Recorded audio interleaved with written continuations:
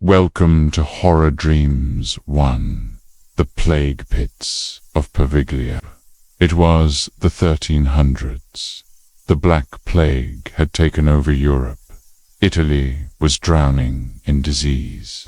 Death clung to every corner of Venice. To contain the infection, the Republic of Venice made a decision, one that would condemn over 160,000 souls to unimaginable horror. They turned Poveglia Island into a quarantine zone, a place of exile, a place where the infected were sent to disappear. Asterisk, but this was no hospital, no refuge. There were no doctors, no beds, no prayers. There were only the pits, massive trenches were dug into the earth, filled with rotting corpses, bare and the barely living. Some victims were unconscious.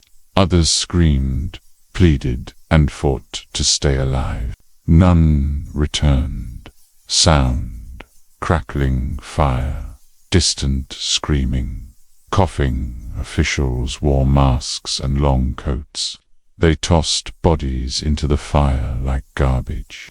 They say some people were still breathing as the flames took them, and when the screams stopped, the smoke rose. Asterisk, centuries have passed, but the island hasn't forgotten, nor has it forgiven. Visitors, though rare, speak of smelling burnt flesh in the wind, of hearing muffled cries under the soil, and of stepping onto ground made of human ashdot. Yes, over half the island's soil is believed to be made of human remains. Even now, the earth sometimes gives up its dead. Fishermen near the island pull up bones tangled in their nets. Asterisk, they say the souls never left. They were burned by, not released. On quiet nights, if you stand near the center of the island, you might feel the heat rise from the ground. You might hear the crying, the begging, the crackle of a fire that hasn't burned for 700 years. Or worse, you might smell the smoke. Asterisk, Poveglia is not just haunted, it's cursed by the screams of those who burned alive and never stopped screaming. Asterisk 2. The Asylum Experiments. Asterisk. The asylum opened in the 1920s.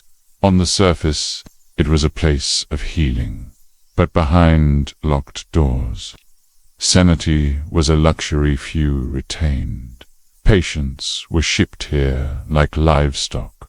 The mentally ill, the unwanted, the inconvenient. No family visits, no oversight, only silence, and screams that no one on the mainland could hear.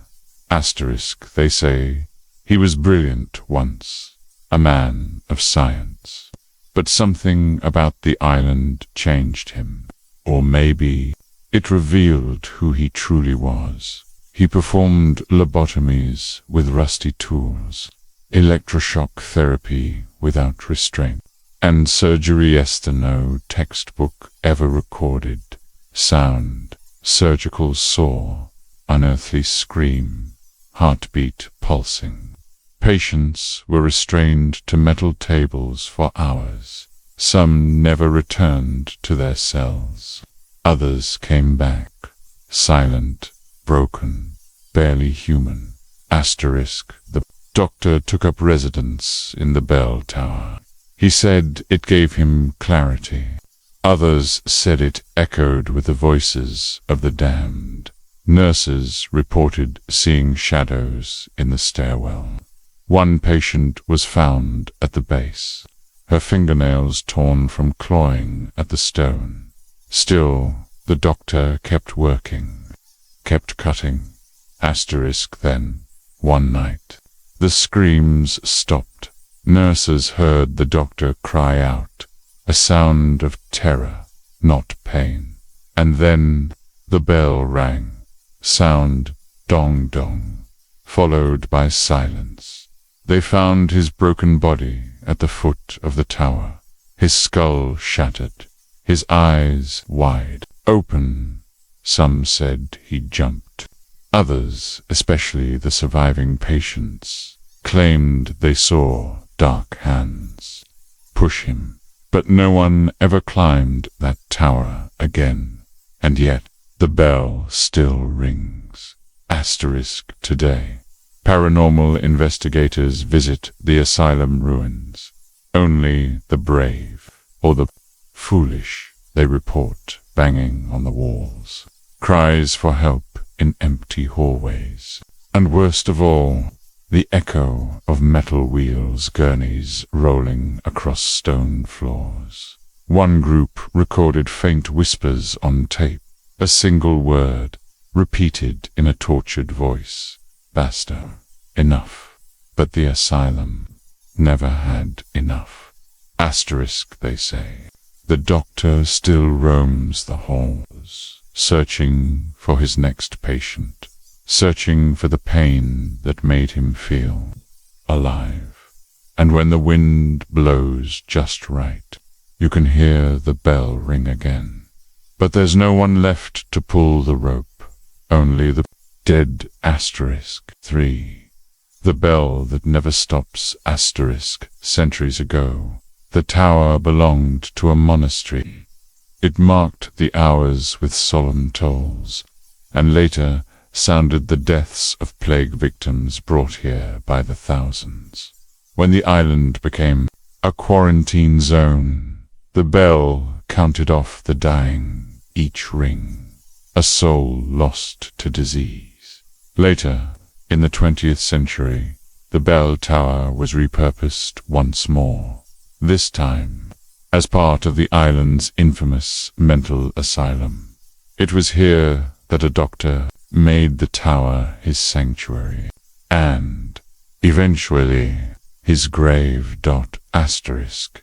They say he was driven mad by the very ghosts he denied, that he laughed while he cut into the skulls of his patients, and cried when their voices began to haunt him.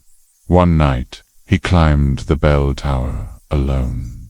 No one knows what happened up there. Some say he jumped. Others, especially his former patients, believed the spirits finally got their revenge. They claimed they saw him flailing, as invisible hands dragged him off the edge. Sound cue, thunder, then the deep echo of a bell. One last time, when his body hit the ground, the ringing stopped. For a while, Asterisk, decades passed. The asylum closed. The bell was removed. The island was abandoned, sealed off. But locals still report hearing the bell toll. It echoes through the lagoon, usually at night, usually during storms. Fishermen drop their nets and turn back to shore when they hear it. The sound, they say, is unnatural. It doesn't bounce across the water like a real bell. It comes from inside their heads. Some have even recorded it, but when they play it back, there's nothing, just the sound of waves and their own breathing. Asterisk. A few brave souls have tried to enter the tower. One paranormal team climbed the spiral stairs. Halfway up, their equipment died. Their cameras glitched, and one crew member began to bleed from the ears. She screamed that the bell was inside her head, that it wasn't ringing, it was screaming. They left that night and never released them footage. Others who visit say the tower watches them, that shadows move behind the windows, and the air turns to ice near its walls. Asterisk, they say, there's no bell inside the tower, and no one alive is ringing it. But still, it tolls. Every night the doctor is remembered. Every soul he tormented cries out. Every time the island breathes, the bell rings, and the dead answer. The Whispering Foggit was supposed to be a simple route. Marco De Luca, a seasoned local fisherman, took the same trip every week, crossing near Poveglia Island to sell his catch in Venice. He knew the tides. He knew the current. He knew the rules. Don't anchor near the island. Don't linger past dusk. And never ever drift into the fog. But on this day, the fog came to him. Asterisk. At first, it looked like any other morning haze. But as Marco steered his boat, bored, the wind stopped. The air grew thick, heavy, and the fog rolled against the current toward him. Then the compass spun. The GPS blinked and went black. Even the birds fell silent. And then he heard the voices. Asterisk. They weren't human. Not anymore, they whispered. In broken Latin, ancient Venetian dialect. Non petite partir tu apatine alisola. You cannot leave. Marco spun in place, heart racing. No one was there, but the voices grew louder. Some laughed, some sobbed, others chanted, slowly, as if in ritual. The air stank of ash and salt. Asterisk. He grabbed the radio. Nothing but static. Tried the engine. Dead. He checked his phone. Dead. His watch stopped at exactly 3:17 p.m. That was the last time he'd remember clearly, because then came the shadow. Asterisk. He couldn't tell if it was a man or something pretending to be. It drifted just outside. Boat. No footsteps. No wake dot. Just two pale, glimmering eyes staring from the fog, before vanishing again. The whispers rose into screams, but only in his head. He covered his ears. It didn't help. Asterisk. Hours later, or was it minutes? The fog cleared. The air thinned. The compass reset. Marco's boat was drifting, 2 miles off course. His engine came back to life without explanation, but he didn't move. He just sat there, staring at the island. Asterisk. Marco never took that route again, never went near the island. He still hears the voices, sometimes in his sleep, sometimes when fog drifts in through the window at night. He says the whispers followed him home, and the compass he kept on his boat still doesn't point north. Asterisk. The fog around Poveglia doesn't obey nature. It doesn't move with the sea. It doesn't drift. It hunts. And if you ever find yourself sailing too close, and the fog comes against the wind, listen closely, because the island is calling, and it already knows your name. Asterisk. Asterisk. Paranormal investigators fleeing in terror. Asterisk. They came prepared, with cameras, sensors, gear, and courage. But what they found on Poveglia Island, no one could have prepared for. Not legends, not warnings, not even the voices that came before them. They were professionals, skeptics, scientists. But by sunrise, they were running for their lives. Asterisk. It was the fall of 2014. A well-known US-based paranormal investigation crew traveled to Venice after receiving dozens of anonymous tips. urging them to investigate a cursed island. No one dared enter Poveglia, an abandoned asylum, a mass grave, a place the government had closed off decades ago. But that night, the team got permission. Or rather, no one stopped them. Asterisk inside. It was quiet. Too quiet. The walls were covered in rot. Old restraints still clung to rusted beds. But the instruments spoke first. EMF spikes. Sudden temperature drops. An unexplained heat signature at the top of the staircase, where the doctor had died years before. The lead tech zoomed in with his thermal camera.